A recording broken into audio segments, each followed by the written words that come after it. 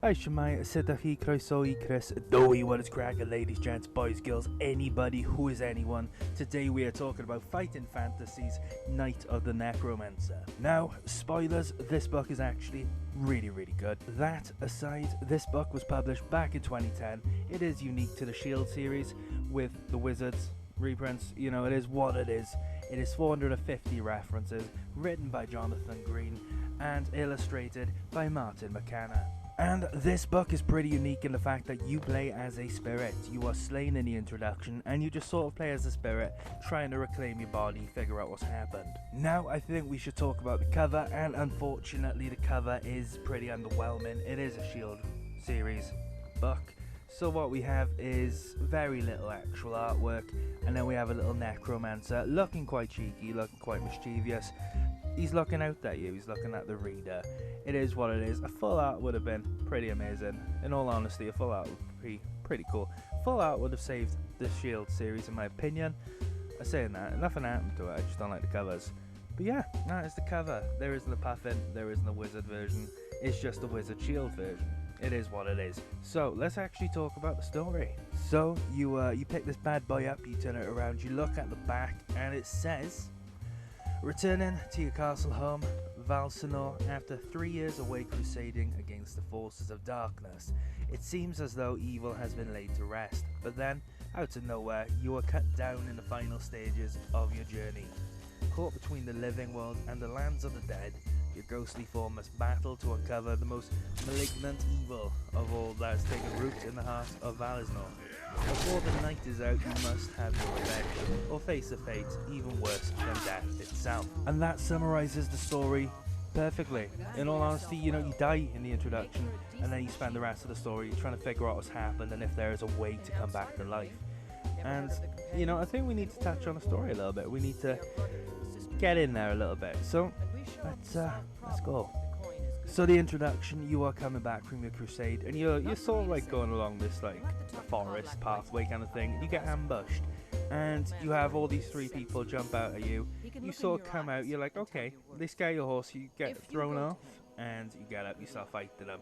All of a sudden, a Necromancer pops out of nowhere, shoots a bolt at your chest, and the next thing you know, you're just sort of stood there, and all the bandits are like essentially soiling themselves. They're terrified. And what you come to realise is that your corpse is actually laying on the floor in front of you. You are now a spirit. Understandably, they are terrified. So you go after the Necromancer, push comes to shove, nothing really comes of it, and then you're just sort of left then, trying to figure out what to do next. So really, you're just given the option between attacking the bandits or the Necromancer. You slay the Necromancer, and it's like, what do you want to do next? And this is really where you start exploring the world. And what you come to find is that it's your traditional fantasy setting. You know, you got these ancient ruins, very reminiscent of Skyrim, which is more than likely going to be the background gameplay. And you can approach them. I think I did. But what really happens is that you eventually find yourself in a town. You sort of have these opportunities. You sort of realize that you are a ghost. There's some things you can do. There's some things you can't do. You know, you meet a witch on the way there. She comes off as being a bit, you know, a bit nice. You know, you're a ghost, so you're talking to this woman. You're like, oh, we're both like some of those spooky creatures. Maybe she's gonna be nice. But witches are gonna witch. There's a little bit of a sting there. Be careful when you're talking to her. It progresses. You find yourself in a town. Lo and behold, you sort of get an ability or two. And these abilities, they're quite important because as you progress through the adventure, you will pick up various different ghostly abilities, whether it's like spook, shade, poltergeist, stuff like that, stuff that can help you maybe possess somebody, stuff that can maybe help you fly, dematerialize into like a shadow. It's all pretty cool, and I think this is quite interesting because in a sense it lets you level up, if that makes sense, because you're not actually leveling up, but you're developing your character. But then lo and behold, you head off to your own castle, and that's really where the adventure seems to take place. And for me, I think I have this weird feeling that you do go somewhere else after it, but it's such like a small area that I can't really remember it, if that makes sense. It's sort of like, because you spend so much time searching the castle, the final area kind of thing, I think it is within the castle grounds. It just doesn't seem that significant, and that's what I'm getting at. If you like an adventure book where you go on these sprawling adventures and there's a lot of distance traveled, maybe you'll find yourself maybe a little bit stir crazy with this book, because you don't seem to go that far. And for the sorcery books, which are like some of my favorite books, you do actually travel a fair distance, but with this one, like I said, you don't really go that far. And it doesn't make the book bad. In fact, the story is really good. And with Jonathan the Green's writing, there is a lot of story to it, there's a lot of context, there's a lot of world building, and what you find is that you are an established character already, and you've had your adventures, you come back, and this is sort of just maybe your final adventure, what you're doing before settling down. And whilst we're talking about the people behind the book, you know, Martin McKenna, fantastic illustrator. All the artwork in this book is just equally as gruesome and horrific as the creatures you were fighting.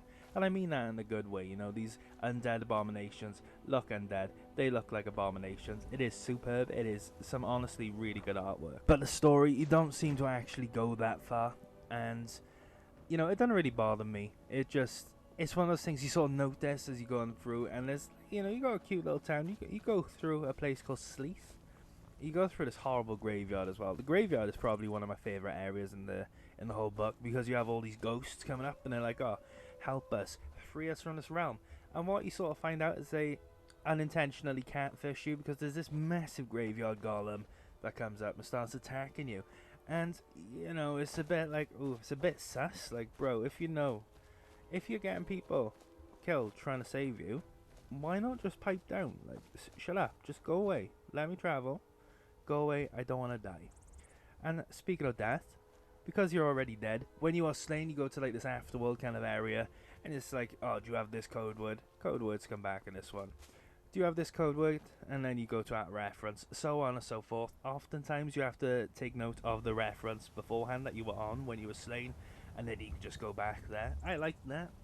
And to be honest, I like the way that the book handled death, because I think, with the exception of maybe one, I think it was literally just one encounter, you can come back to life after dying.